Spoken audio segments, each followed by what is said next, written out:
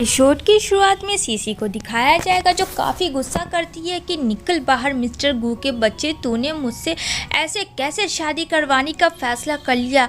तू ज़बरदस्ती मुझे कैसे किडनैप करके रख सकता है। चल बाहर निकल, कहाँ छुपा हुआ है, चूहे के बिल से बाहर निकल। जहाँ मिस्टर गू जो है ऊपर से तमाशा देखता और सीसी कहती हाय मैं फंस गई, मेरी शादी एक बुड्ढे से होने वाली है, मैंने बहुत सारे सपने देखे थे, प्लीज़ तुम लोग मुझे जाने दो। लेकिन सारे बॉडीगार्ड जो है सीसी को रोक देते हैं।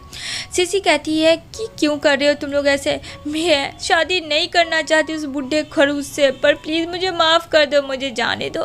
बेचारी रोने धोने का नाटक करती है और गुस्से में बोलती है चूहे का बच्चा बाहर निकल। जहाँ मिस्टर गू बाहर निकलता है, आप चूहे के बच्चे को बाहर निकलते देख फ्रेंड सीसी तो एकदम से अट्रैक्ट ही हो जाती है गू में और बोलती है ओह माय गॉड, ये कितना हैंडसम है जो कि रिश्ते में अंकल लगता है। अब तो सीसी एकदम से फ्लैट ही हो जाती है। जहाँ मिस्टर गू भी सीसी को देख के ऐसा फील करता है कि ये लड़की में कुछ तो ऐसी बात है, मुझे लग रहा था ये लड़की बिल्कुल अच्छी नहीं है, पर इसको देख के बहुत अपना सपन फील हुआ। यहाँ पे सीसी रोने लगती है और कहती है हाय मेरा मियाँ तो मर गया, मैंने तो यही सुना था। जहाँ मिस्टर गू कहता हाँ मैं लोगों के लिए मर गया हूँ, लेकिन मैं तुम्हें हिडन वाइफ बना के रखना चाहता हूँ। लेकिन यहाँ पे फ्रेंड्स सीसी बोलती है ऐसा ना करो, और वहाँ पे मिस्टर गू को उल्लू बना के वहाँ से भाग निकलती है और कहती है देखा तुम्हारे बॉडीगार्ड ने भी मेरे साथ कुछ नहीं किया। जहाँ मिस्टर गू का असिस्टेंट मैरिज सर्टिफिकेट ला के देता है, लेकिन फ्रेंड्स सीसी तो हाथ से जा चुकी थी।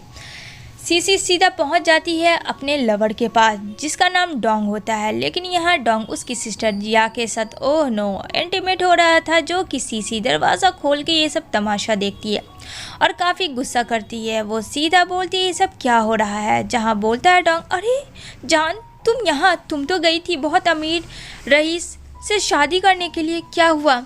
अब बेचारी दिल ही में सोचती है कि वो इंसान तो सच में बहुत ही हैंडसम बनता था, उसको मैंने लात मार के ये 3 साल वाले प्यार के पास आना पड़ा। और ये देखो जहाँ जिया और डोंग मिलके काफ़ी ज़्यादा हंसते हैं, लेकिन मिस्टर गू खोजते हुए सीसी को आता है तो सीसी बिना सोचे समझे उसे किस करती है और कहती है तुम्हें पता है तुम जैसे गधे से कौन प्यार करता, वो तो मेरा अच्छा हुआ कि आंखें खुल गई, ये बंदा हैंडसम कूल और अमीर सब है इसके पास। जहाँ जिया भी फ्लैट हो जाती है मिस्टर गू को देख के कि ये सच में काफ़ी हॉट है।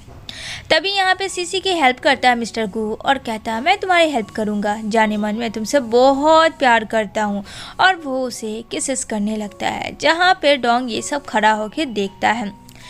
डोंग कहता है तुम ये सब नहीं कर सकती हो, तो सीसी कहती है अरे कुछ देर पहले तो अभी तुम मेरी सिस्टर के साथ कर रहे थे। जहाँ बोलती है बेबी किस मी, यहाँ पे वो उसे किस करता है। इधर सीसी मिस्टर गू को सोफे पे पुश करती है और वो उसे टच करती है। मतलब हो क्या रहा था, ये दोनों किसी को दिखाने के लिए आपस में ही रोमांस कर रहे थे।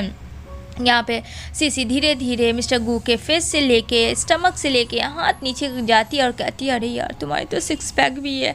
यहाँ पे मिस्टर गू सीसी को अगेन किस करता है और दोनों एक दूसरे पे काफ़ी ज़्यादा रोमांस करने लगते हैं, लेकिन डोंग काफ़ी गुस्सा करता है और कहता है बस बहुत हुआ, दफ़ा हो जाओ, मैं तुम्हें माफ़ कर रहा हूँ क्योंकि मैं तुमसे 3 साल से प्यार करता था। क्योंकि डोंग के पास एक कॉल आया था जो कि फ्रेंड उसका बिजनेस था काफ़ी ज़्यादा डाउन पड़ रहा था। यहाँ समझ नहीं आ रहा था कि मिस्टर गू सच में है कौन, सच में वो अमीर है या फिर नॉर्मल अमीर है या फिर कोई और है बहुत बड़ा चाइनीज़ का है, वो उसे पता करना था। यहाँ पे सीसी को कहता है मैंने तुम्हारी हेल्प की, तो कहती है हाँ अंकल मुझे पता है, वैसे तुमने मुझे ढूंढा कैसे। तो मिस्टर गू कहता है बिल्ली को बाहर निकालने का मुझे भी रास्ता पता है, तो अब बोलो क्या है तुम्हारा डिसीज़न, अगर दोबारा भागी तो फिर मैं तुम्हें बताऊंगा। अब यहाँ पे देखने को मिलेगा कि मिस्टर गू फ्रेंड उससे मजबूरी में शादी कर रहा है। एक्चुअली में वो 5 साल पहले वाली लड़की को ढूंढ रहा था जो उसकी जान बचाई थी उस रात, वही को वो ढूंढ रहा था, बस सीसी से उसकी मजबूरी में शादी करना था। जहाँ सीसी को कहता है कि अगर तुम्हें मुझसे शादी करनी है तो बोलो, ऐसे दोनों एक दूसरे का हेल्प कर सकते हैं, अदरवाइज़ तुम उसके पास जा सकती हो। जहाँ कहती है प्लीज़ मुझे उसके पास मत छोड़ो, चलो मैं तुम्हें पैसे देती हूँ, वो उसे पैसे देती है। जहाँ हंसता है मिस्टर गू और कहता है मैं नहीं आऊँगा तुम्हारे साथ कभी भी।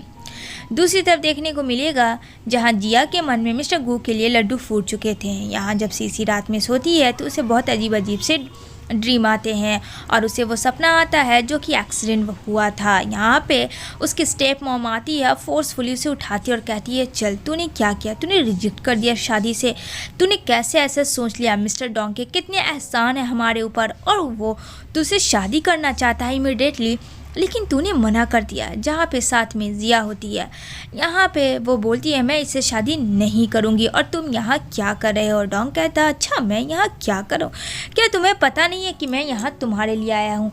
जहाँ सीसी कहती है मैंने तुम्हारी सच्चाई देखी, तुम्हें क्या लगता है तुम किसी और के साथ मुँह काला करोगे और मैं तुम्हें एक्सेप्ट करूँगी, नहीं, नेवर। दूसरी तरफ मिस्टर गू को पता चलता है उसका असिस्टेंट आके कि वो 5 साल पहले वाली जो लड़की है वो कोई और नहीं, वो वही है, she is your new wife, जो तुम्हारी न्यू वाइफ है वो सीसी है, कोई और नहीं, तुम्हारा उस रात जान बचाया था।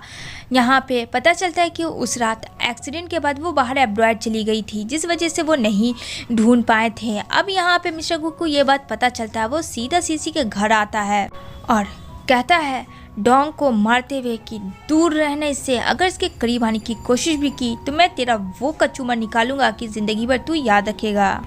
जहाँ कहता है डोंग कि तेरी क्या हैसियत है, तू है ही क्या 2 कौड़ी का। जहाँ कहता है मिस्टर गू सीसी तुम ठीक तो हो, तुम्हें कुछ हुआ तो नहीं, तुम्हें चोट तो नहीं लगी, मुझे माफ़ करना, मुझे आने में देर हो गई, पर अब और नहीं, तुम्हारे साथ कुछ भी गलत होगा। जहाँ पे सीसी समझ नहीं पाती और कहती है हाँ अंकल मैं ठीक हूँ, डोंट वरी, सब ठीक है। तो कहता है ठीक है, तुम्हें मुझ पर भरोसा करना पड़ेगा। जहाँ सीसी के बाद भी अब कोई ऑप्शन नहीं होता है तो कहती है हाँ। डोंग कहता है तुम जैसे को तो मैं ऐसे यूँ बैठा के चुटकियों में खिला सकता हूँ, क्योंकि उसे लगता था मिस्टर गू नॉर्मल इंसान है, सिर्फ दिखावा और पहनावा करता है। जहाँ सीसी आगे में आ जाती है और कहती है खबरदार अगर तुमने इसके बारे में कुछ भी अनाप शनाप बोला तो ये इंसान सच में बहुत ही अच्छा है। और वो कुछ देर के लिए सोचती है कि उसे गू पे भरोसा करना चाहिए। यहाँ पे कहती है मैं तुम्हारे साथ तुम्हारे घर पे चलने के लिए तैयार हूँ।